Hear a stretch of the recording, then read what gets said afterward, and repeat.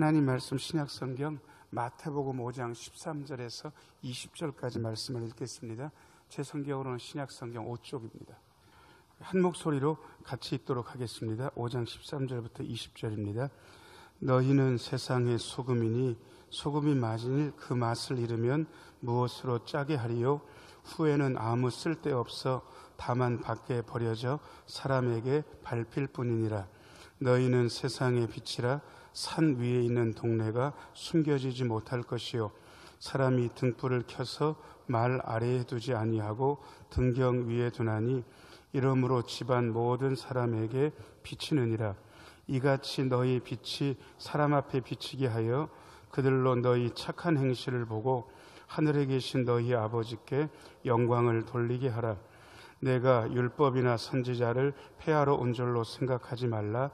폐하러 온 것이 아니요 완전하게 하려 함이라.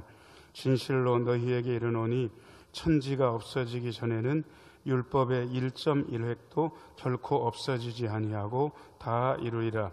그러므로 누구든지 이 계명 중에 지극히 작은 것 하나라도 버리고 또 그같이 사람을 가르치는 자는 천국에서 지극히 작다 일컬음을 받을 것이요 누구든지 이를 행하며 가르치는 자는 천국에서 크다 일컬음을 받으리라.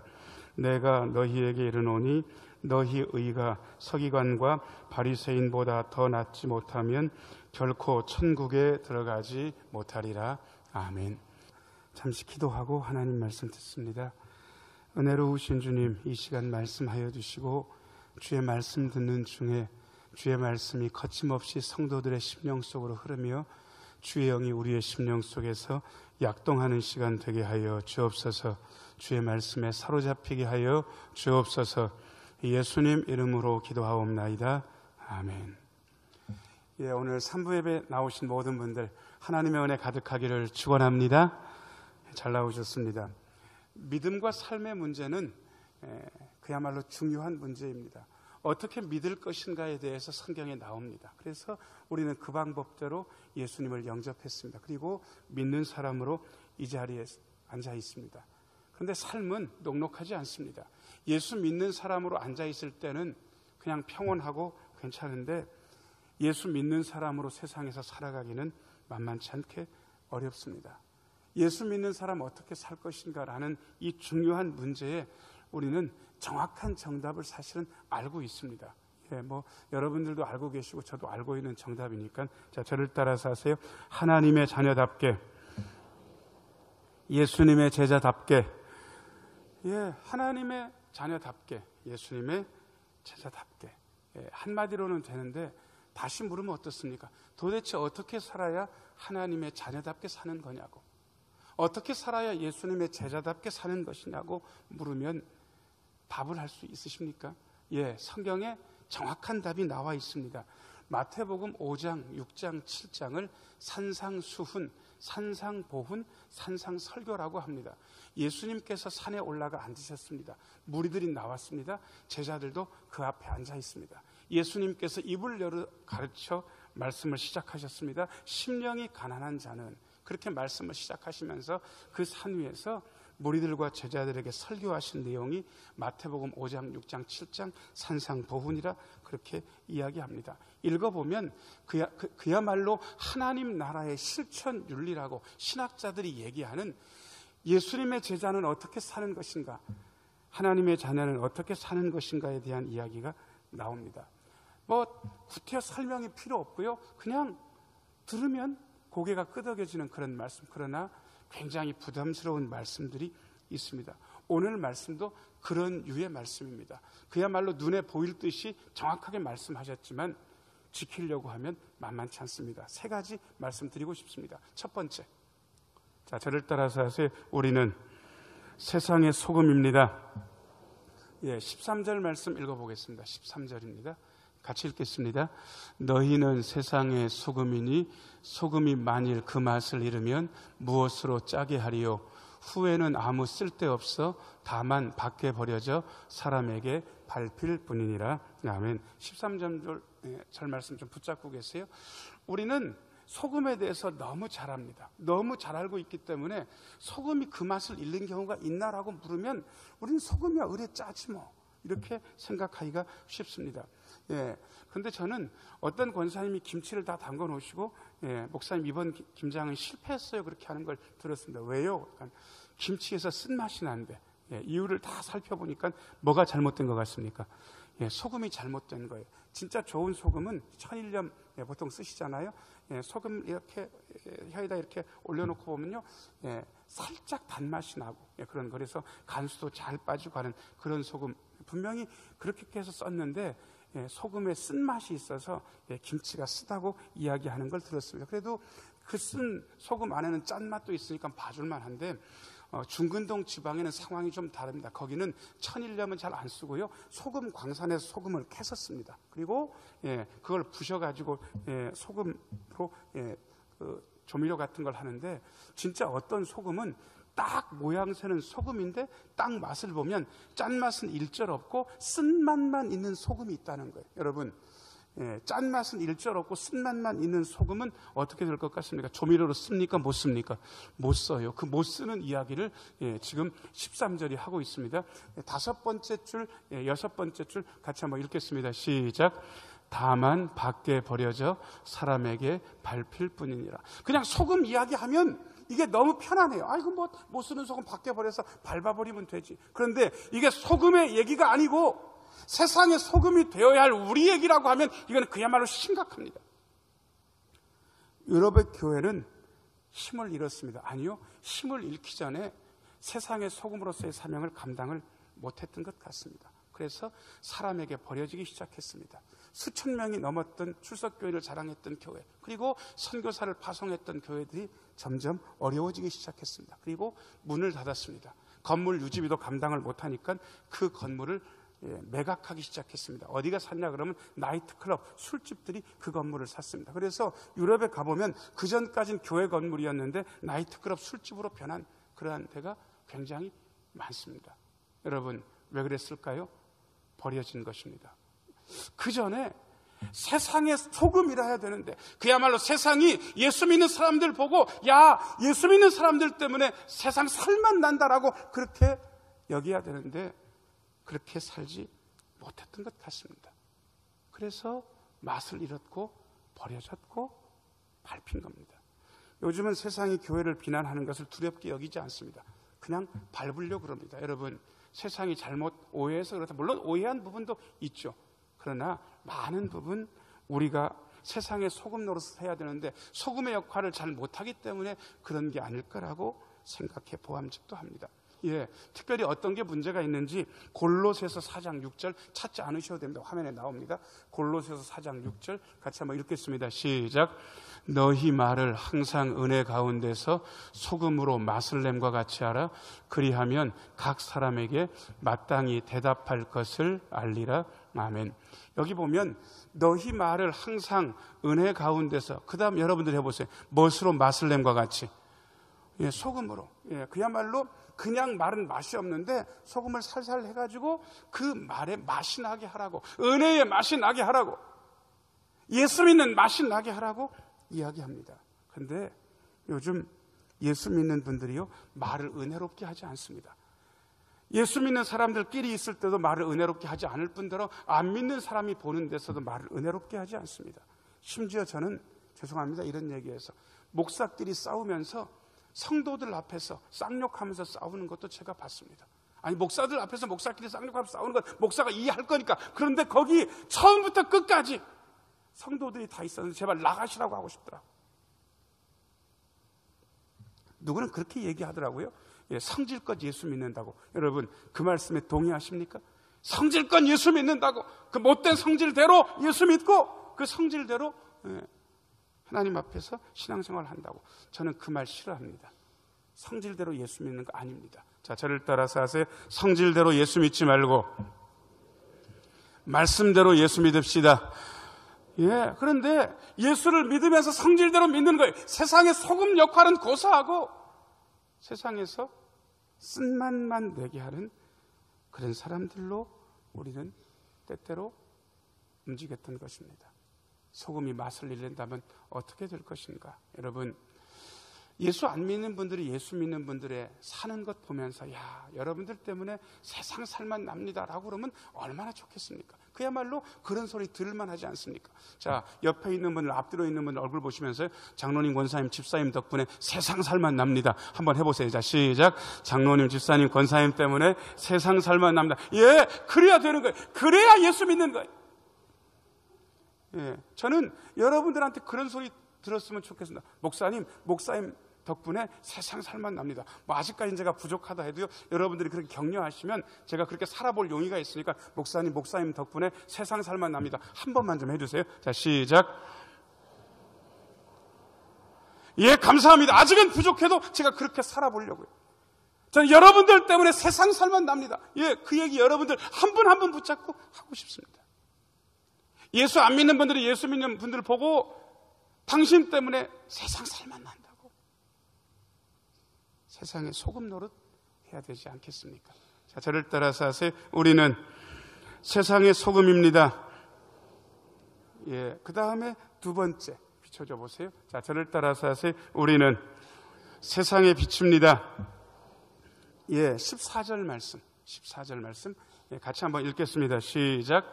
너희는 세상의 빛이라 산 위에 있는 동네가 숨겨지지 못할 것이요. 세상의 빛이라 그러면서 어디에 있는 동네 얘기하십니까? 산 아래에 있는 동네입니까? 산 위에 있는 동네입니까? 예, 산 위에 있는 동네 다 보여요. 그 산 위에 있기 때문에 숨길 수 없어요. 예, 왜 그러냐 그러면 15절도 이 얘기하고 있습니다. 15절 말씀 읽겠습니다. 시작. 사람이 등불을 켜서 말 아래에 두지 아니하고 등경 위에 두나니 이러므로 집안 모든 사람에게 비치느니라. 아멘. 예, 가끔 정전되는 일이 있으면 저희도 촛불 켭니다. 그런데 촛불 켜가지고 혹시 대박으로 덮어두는 분이 있으면 손 한번 들어보세요. 예, 촛불 킨 다음에 그릇으로 덮어놓는다. 그러려면 뭐하러 촛불 킵니까? 여기 사람이 등불을 켜서 여기서 말하는 말은 움직이는 그 동물 말이 아니라 대박 얘기하는 겁니다. 대박 그릇. 그걸로 덮어두지 않습니다. 등잔대 위에 높은 데 둡니다. 그래서 모든 집안 사람에게 비치도록 합니다. 여러분, 예수 믿는 사람은 모든 사람이 볼 수 있습니다. 저는 처음에 매스컴에서 교회에서 무슨 문제가 터지고 어떤 목사가 잘못해가지고 문제가 터지면 그걸 방송하는 게 싫었습니다. 왜 그렇게 방송하는가? 근데 그건 당연하다는 생각을 하게 됐습니다. 왜요? 세상의 등불이거든요. 세상의 빛이거든요. 산 위에 있는 동네 같거든요. 그거 숨길 수가 없는 거예요. 사람들이 주목하고 있는 거예요. 그래서 방송하는 거예요. 야, 요즘 매스컴이 기독교를 싫어해가지고 일부러 터뜨리는 것 같다. 아니, 일부러 터뜨리는 게 아니라 우리가 산 위에 있는 동네, 세상에 빛이기 때문에 그렇습니다. 그런데 우리는 이 사실을 자꾸 잊어버리고 싫은 소리 하는 거예요. 도대체 세상에 비추는 게 어떻게 사는 것일까? 16절 말씀이 우리에게 팁을 주고 있습니다. 16절 말씀 같이 한번 읽겠습니다. 시작. 이같이 너희의 빛이 사람 앞에 비치게 하여 그들로 너희 착한 행실을 보고 하늘에 계신 너희 아버지께 영광을 돌리게 하라. 아멘. 자, 세 번째 줄 보니까 우리가 어떻게 하는 게 세상의 빛으로 사는 겁니까? 뭐 하는 거요? 착한 행실. 제가 다시 한번 읽을 테니까 정 목사가 잘 읽나 잘못 읽나 한번 들어보세요. 이같이 너의 빛이 사람 앞에 비치게 하여 그들로 너희 착한 말을 듣고 하늘에 계신 너희 아버지께 영광을 돌리게 하라. 제가 잘 읽었습니까? 완전 이상하게 읽었습니까? 완전 이상하죠. 어디가 잘못됐습니까? 착한 행실. 예수 믿는 사람이 말 잘하는 것에 대해서 세상은 관심 없어요. 목사가 설교 잘하는 것에 대해서도 관심 없어요. 세상은 예수 믿는 사람들이 어떤 행실을 하는지 거기에 관심 두고 있습니다. 그래서 착한 행실이 늘 우리에게 부담입니다. 뭐가 착한 것일까? 저는 두 가지 예가 생각이 납니다. 아브라함하고 롯이 목축업에 종사하는 분들이었습니다. 그런데 두 분 다 부자가 됐어요. 목축업 종사하시는 분들이 부자가 되는 것은 양, 염소, 소를 키우면 양, 염소, 소 개체수, 마리수가 늘어나면 됩니다. 저희 집사님 남편 중에도 소 키우는 분이 있는데 초반에 서너 마리 가지고 시작한 것 같은데 계속해서 신방 갈 때마다 해마다 늘어요, 소가. 그래가지고 이제는 20-30마리 그다음 나중에 더 된다는 거예요.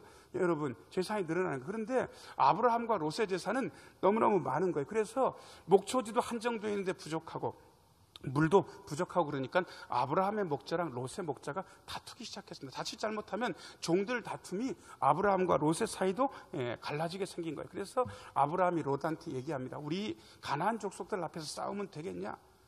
네가 먼저 택하고 우리 떨어져서 살아야 되겠다. 네가 왼쪽으로 가면 나 오른쪽으로 갈 거고 네가 오른쪽으로 가면 나 왼쪽으로 갈 거다라고 그렇게 얘기를 해요. 자, 아브라함이 이렇게 양보하면 롯이 삼촌 아무리 그래도 그렇지 삼촌이 먼저 택하시고 제가 딴 쪽으로 갈게요. 뭐 이렇게 해야 되는데 롯은 얼씨구나 좋다고 그냥 자기가 먼저 딱 봐서 좋은 곳으로 그냥 먼저 택하고 갑니다. 자, 그럼 제가 여러분들한테 묻겠습니다.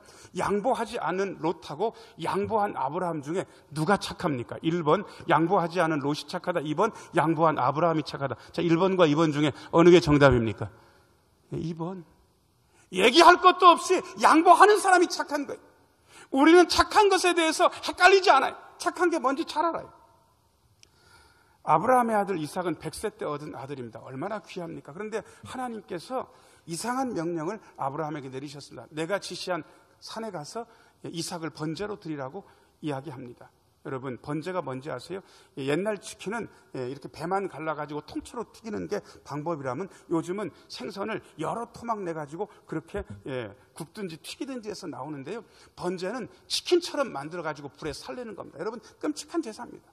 하나님께서 아브라함한테 자식 이삭을 번제로 드리라고 말씀하셨는데 아브라함이 지체 없이 순종합니다. 칼도 들고 불도 나무도 들고 그렇게 가는데 중간 길에서 이삭이 정말로 가슴 아픈 질문을 합니다. 아버지, 번제할 나무도 있고 불도 있고 칼도 있는데 번제할 어린 양은 어디 있습니까? 그러니까요, 아브라함이 잠깐 멈칫했겠지만 번제할 어린 양은 하나님께서 친히 준비하실 것이다 이렇게 말하고 그 산꼭대기에 올라갈 때 하인들 다 내버려두고 둘만 올라간 다음에 이삭을 결박합니다. 결박당하는 순간 이삭이 알았을 거예요. 이 번제의 제물은 양이 아니라 나구나. 그때 당시 아브라함의 나이가 100세를 훨씬 넘긴 나이였을 겁니다. 이삭은 팔팔했을 겁니다. 나이든 아버지 반항하고 아버지 정신 차리라고 치매 왔냐고 그러면서 충분히 반항할 만도 한데 이삭은 반항하지 않습니다. 그리고 아브라함이 묶으면 묶는 대로 칼을 들어서 찌르려고 하면 그냥 눈을 질끈 감고 아버지한테 모든 것을 맡기고 순종합니다. 여러분, 이 대목에서 반항하는 게 착한 겁니까? 순종하는 게 착한 겁니까? 얘기할 것도 없어요. 순종하는 게 착한 거예요. 대개의 사례에서 우리는 착한 것이 뭔지에 대해서 하나도 안 헷갈려요. 너무 분명한 거예요. 그런데 저는 예수 믿으면서 착하지 않게 예수 믿는 사람, 성질껏 예수 믿는 사람 많이 봤습니다. 그래서 어려워요. 그래서 예수 믿는 사람이 안 착하다? 이건 말이 안 되는 거예요. 근데 이 말이 안 되는 얘기를 우리 너무 많이 하고 이 말이 안 되는 경우를 교회 안에서 예수 믿는 사람들 사이에서 너무 많이 보는 거예요. 그래서 착한 행실 보여줄 게 없어요. 세상에 빛이 못 돼요. 그래서 세상 사람들이 예수 믿는 사람들을 천하게 여깁니다. 에베소서 5장 8절 9절 한번 비춰주시면 읽겠습니다. 화면 보면서 같이 읽겠습니다. 시작. 너희가 전에는 어둠이더니 이제는 주 안에서 빛이라. 빛의 자녀들처럼 행하라. 빛의 열매는 모든 착함과 의로움과 진실함에 있느니라. 그 앞부분 8절 좀 비춰주세요. 너희가 전에는 어둠이었다. 그런데 이제는 빛이다. 그런데 주 안에서 빛이다. 예수 안에서 빛이다. 예수님이 안에 있으면 빛이다. 빛의 자녀들이 되었다. 하나님이 빛이시니까 빛의 자녀 맞거든요. 9절이요. 빛의 자녀가 맺을 빛의 열매는 첫 번째가 모든 착함, 두 번째 의로움, 세 번째 진실함입니다. 자, 저를 따라서 하세요. 빛의 열매를 맺읍시다. 이게 빛의 열매 1번이 착한 거예요.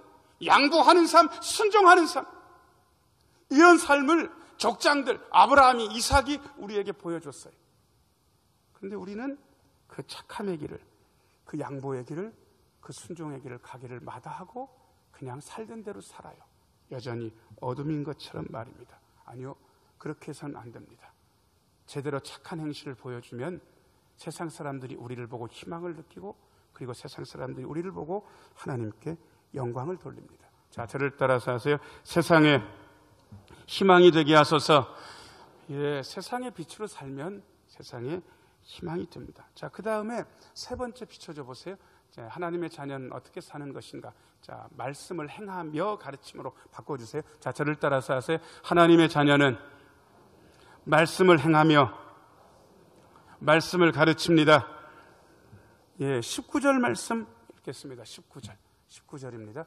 예, 같이 한번 읽겠습니다. 시작. 그러므로 누구든지 이 계명 중에 지극히 작은 것 하나라도 버리고 또 그같이 사람을 가르치는 자는 천국에서 지극히 작다 일컬음을 받을 것이요, 누구든지 이를 행하며 가르치는 자는 천국에서 크다 일컬음을 받으리라. 아멘. 예, 지금 그 부분 좀 잡고 계세요.